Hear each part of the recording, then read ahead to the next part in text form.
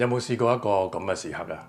明明自己仲係好有能力，又有經驗，又有一個好完整嘅履歷啊，不過世界突然間同你講，唔好意思啊，我哋而家唔再需要你啦。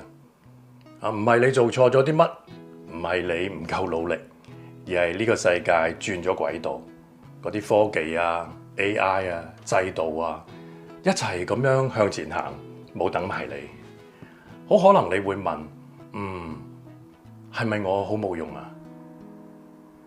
其實聖經裏邊有一個人物，早喺2000幾年前已經面對過呢個處境。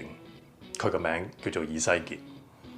對一個祭司嚟講嘅話，冇咗聖殿，唔單止係失業，而係整個身份被取消。如果以西結活喺今日嘅話，佢可能就係嗰個有專業認證，但係行業式微，熟悉一套嘅制度，但係世界已經換咗語言。佢最慘嘅就係被告知你嘅技能已經過時啦。最殘酷嘅唔係冇咗份工，而係開始懷疑，如果我唔再做呢一樣嘢嘅話，我仲係邊個啊？但係正正喺巴比倫，一個好似唔係屬於上帝、唔乾淨、唔神聖嘅地方，上帝向以西結顯現，唔係喺聖殿啊，唔係喺制度裏邊啊，而係喺流亡嘅地方。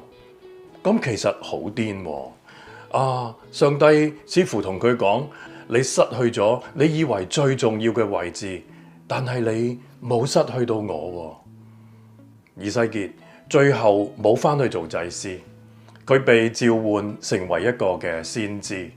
祭司守住一個已經存在嘅制度，先知咧就喺廢墟當中裏邊度講一個新嘅可能性。如果以西結一路死守，我一定要返聖殿，唔係我就乜都唔係。佢一生就會停留喺失落當中。但係當佢願意讓上帝重新定義佢嘅身份嘅時候，佢反而成為咗最具異象、最具創意嘅先知之一。巴比倫喺聖經入邊唔單止係一個地方名，佢仲係一種嘅狀態。當你熟悉嘅世界消失，而你未知道下一步係乜嘢嘅時候，但係以西結嘅故事提醒咗我哋一樣好重要嘅事：巴比倫唔係上帝缺席嘅地方，而係上帝主動行近人嘅地方。上帝冇叫以西結快啲振作啦，快啲成功啦，快啲翻身啦。上帝先同佢一齊站喺流亡之地，然後慢慢重塑佢嘅眼光、身份同呼召。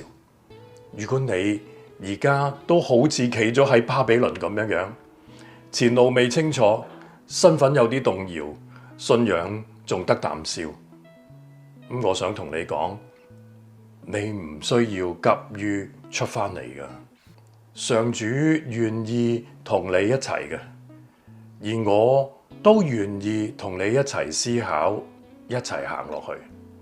因為有時信仰唔係帶你即刻離開巴比倫啊，而係教我哋發現，原來神早已經喺呢一度。如果你想自己讀一次以西結嘅故事嘅話，我會建議你先從以西結第1章啦，特別係1到3節啦，26至到28節嘅。呢個唔係一個成功嘅故事，而係一個流亡之地重新被呼召嘅開始。